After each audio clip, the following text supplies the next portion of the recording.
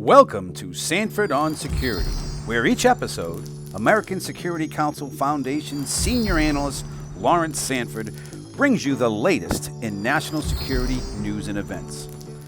Good day. I'm Lawrence Sanford, senior analyst for the American Security Council Foundation. Our mission is to educate and engage Americans on issues of national security, economic security, and moral leadership. Our motto is peace through strength. And today, I'm joined by Joy Vatrubek. She is the director of operations at American Security, and we're going to discuss one of my position papers, which can be found on our website, www.ascf.us. And the subject is American U.S. Military Paper Tiger 2. My first paper discussed the military leadership and the wokeness and the critical race theory that is hollowing out our men and women of uniform. It is weakening us internally. Today's subject is the military's equipment. And the Heritage Foundation is a good indicator of the issues. And I've borrowed from them freely. So before we move into that, I'd like to welcome Joy Vatrubek to say a few words with us. Thank you, Larry, for having me on your Sanford on Security, as I call this, SOS Brief. Hi, everyone. It's good to be back here in the podcast studio, and it's good to have Larry with us to give us a brief on his paper, U.S. Military Paper Tigers 2. Larry? Okay. Well, as I said, the first paper was the hollowing out of American military by its leadership. And the hollowing out is of the personnel and also of the equipment. The Heritage Foundation, one of the most esteemed, prestigious think tanks in Washington, D.C., recently came out with a report that described the U.S. military as weak. The only organization that still maintained any signs of strength were the Marines, which, Joy, since your husband is a Marine, you'd appreciate. But yes, I thought that was great. In fact, he said in your paper that's because of the uniforms, Larry. Oh, well, okay. Well, Marines are noted for charging straight ahead without necessarily looking at curves, so who knows? The Heritage Foundation, anyways, it described the Army as margin. Recruitment levels are way down because they can't get people to come, because if you're a white boy from the South, where the majority come from, you're going to be discriminated against, which is the height of irony, I guess. And the leadership at West Point is being taught to follow critical race theory and wokeness. The Air Force, for example, is very weak. They have very low cockpit time for the pilots because they don't have enough money to train and fly. It's expensive to keep a pilot in the air. So they keep on cutting back on the time a pilot can be in the air, and therefore their effectiveness keeps on going down. Time matters. And the aging of the fleet. The Air Force fleet average age is 30 years. The B-52s were first introduced in 1950s. So by the time they are finally sequenced out, they will be 100-year-old aircraft. Now, mind you, they've been modernized with electronics and some other things, but the frame of the B-52s is going to be 100 years old in 2050 when they finally are phased out. Other Air Force fleets are similarly aged, and what's happening is the number of planes keep on going down because the production levels are not sufficient to maintain those planes that are being phased out. And it takes money to do this. Military budget is 3% of our gross national product. And in Reagan's day, when we were building up things, it was 5%. And of course, during wartime, it was considerably higher. But 3% is not cutting the mustard, especially in this age of inflation. The recent military budgets in the range of $800 billion, which sounds like a lot, and it is a lot. But at an 8% inflationary rate is $60 billion wisping away into nowhere. So we need to increase the military budget, to increase the hardware. You can have all the wishful thinking in the world, but if you don't have the hardware, you're not going to be successful. And some of the hardware in the military is suspect. And I point to the Navy, being an ex-Navy man myself, is that I think the surface fleet is very vulnerable to all the missiles that are developed by China, Iran. To me, I wrote a paper called the carrier fleet. The U.S. carriers are basically waddling ducks. They will not survive any confrontation with China. They will not survive any confrontation with Iran because missiles will take them down.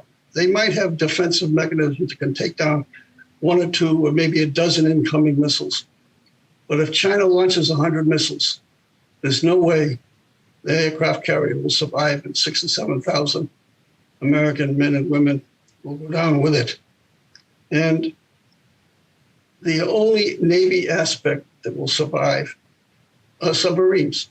And the submarines are stealth avoidance, and they can have that. But even technology is changing. So now the Chinese are developing systems of sonar deployments through ocean bottoms where you can hear the submarines and plot where they're going. And the U.S. fleet is approximately 50 or 60 submarine boats, which isn't a heck of a lot in today's world, especially when we have the Chinese on one side and the Russians on the other side. And the average surface fleet ship is so vulnerable. And it showed up in the Falklands War with the UK and Argentina. The Argentinians knocked out a couple of British ships with missiles, and that was back in the 80s. And more recently in the Ukraine-Russian war, the Ukrainians fired a couple of missiles at a big Soviet-Russian ship, and it went down. Boom. Was that a carrier? Excuse me? Was that a carrier, a Russian carrier? No, it was a cruiser. A cruiser. And they're pretty sophisticated cruiser with a lot of missiles, and no one knows exactly how it worked. But they might have hit it on the ship. They had a bunch of missiles. So you could have one missile hit another missile in storage, and the whole thing goes down the ship. To me, the Navy should just sort of give up on carriers and just buy a bunch of double-hulled old merchant ships, load them up with missiles, and park them wherever we have a problem. Well, you answered my question because I was going to ask you about the carriers and should we, in your opinion, not use them? Well, they have a long lifespan. It costs $13, $14, $15 billion to build a carrier. It takes forever. And that's just the carrier. And for a carrier task force, you have it surrounded by billion-dollar destroyers, billion-dollar supply ships, $5 billion submarines. So when you talk about a carrier task force, you're talking maybe $25, $50 billion worth of money out there on the sea, that if you get too close to the missiles of China, they're all history. Not the way to go. I mean, I think of the Maginot Line that France built between World War I and World War II to stop the German invasion. And they built a line all around France facing Germany, but they forgot about Belgium. So where do you think the German tank came from? Belgium. They came through Belgium and just overcame the French easily. And to me, missiles, I don't know how do you stop 100 missiles coming at you? You can't. And the Chinese are building thousands of missiles. The Iranians have thousands of missiles. And not only the missiles, you have the drones. Right. So now you have the drones in Ukraine doing all sorts of devastation. And the drone technology is just in the infancy. They're going to get a lot more sophisticated. So I say hire old merchant ships, have a crew of 50 people. So if it goes down, it's better than having 5,000 go down on a carrier. Load them up with missiles and drones and send them where the problem is. So, do you think we should increase our submarine force? Absolutely. And another thing in the submarine force is that all our boats are nuclear. And by far, that's the best, highest level of technology there is for submarines. But in the last 30 or 40 years, electronics have vastly improved. So you can have electric subs now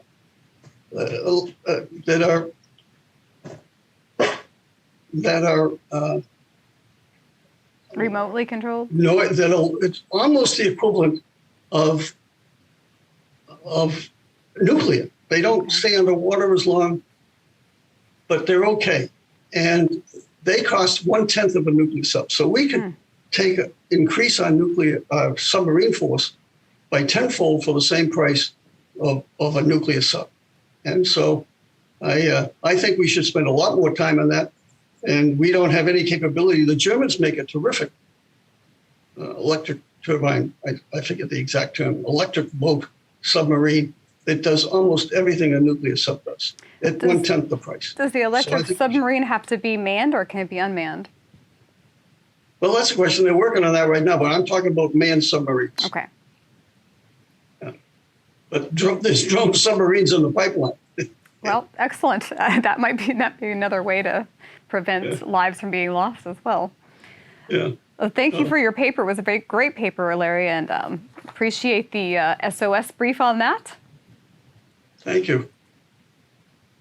So everyone, join us again next time. And in the meantime, you can subscribe to our channels both on Rumble and YouTube by typing in American Security Council Foundation, and join us on Facebook as well. Thank you.